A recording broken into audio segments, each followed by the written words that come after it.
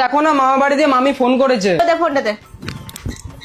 Hello, কি কখন কি করে? কি হলো মা? ও মা, মা তোমার দাদু ঠিক আছে তো? তোমরা কখন জানতে পারলে?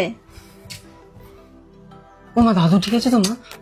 আরে আশেপাশে কেউ ছিল না? ও মামা কারো কিছু হয়েছে তুমি বলো না। তোমরা কখন খবর পেলে? তোমরা পাড়ার লোক এসছে?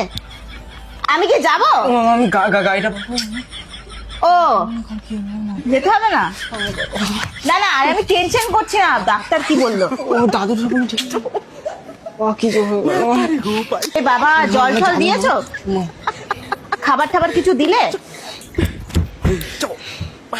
দাদু ঠিক আছে? আরে স্বাভাবিক, কি বলতো, হ্যাঁ এত রোদ গরম, আমরাই বাড়িতে থাকতে পারি না, এবার তোমাকে তো বাইরে পাঠাতেই হবে। হ্যাঁ যাবো মা। হ্যাঁ হ্যাঁ, না না, পাড়ার লোক আছে না গেছে?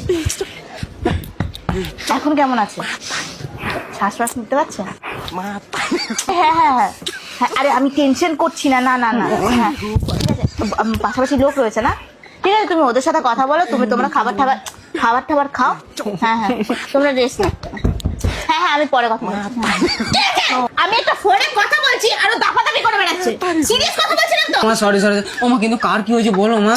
ও মা, আরে ওই তোর মা বাড়ির কালো ছাগলটা অজ্ঞান হয়ে গেছে রাস্তায়। আমি কি করিলাম জানি না, পৃথিবীতে এসে সবার সাথে